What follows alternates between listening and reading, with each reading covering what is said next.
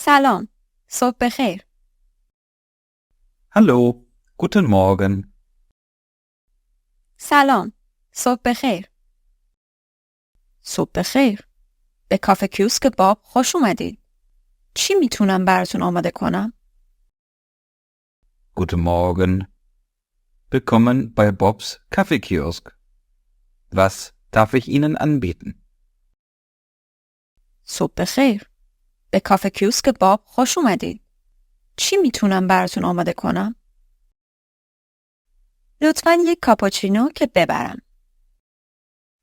Ich hätte gerne einen Cappuccino zum Mitnehmen, bitte. لطفاً یک کاپوچینو که ببرم. حتماً. چی شیری میخواید؟ شیر گاوی یا شیر گیاهی؟ Natürlich. Welche Milch möchten Sie? Kuhmilch oder Hafermilch? حتماً. چی شیری میخواید؟ شیر گاوی یا شیر گیاهی؟ شیر گیاهی و لطفاً یک شکر. Ich nehme Hafermilch und einmal Zucker, bitte.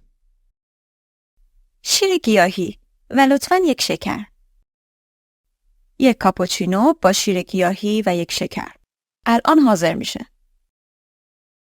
Einen Cappuccino mit Hafermilch und einmal Zucker. Kommt sofort. یک کاپوچینو با شیر گیاهی و یک شکر. الان حاضر میشه. ممنونم. Danke. ممنونم. خواهش میکنم. میشه 3.5 یورو. Gern geschehen. Das macht 3,50 €.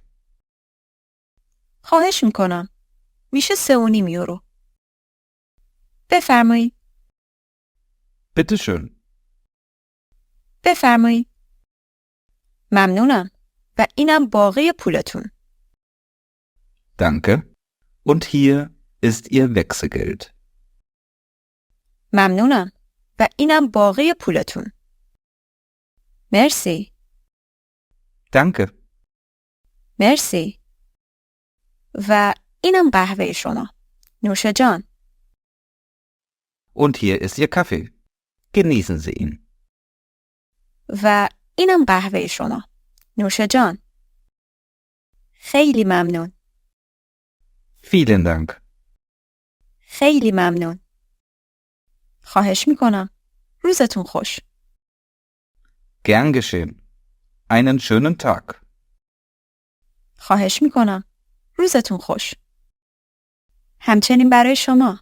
خدا نگهدار. Ihnen auch. Auf Wiedersehen. همچنین برای شما.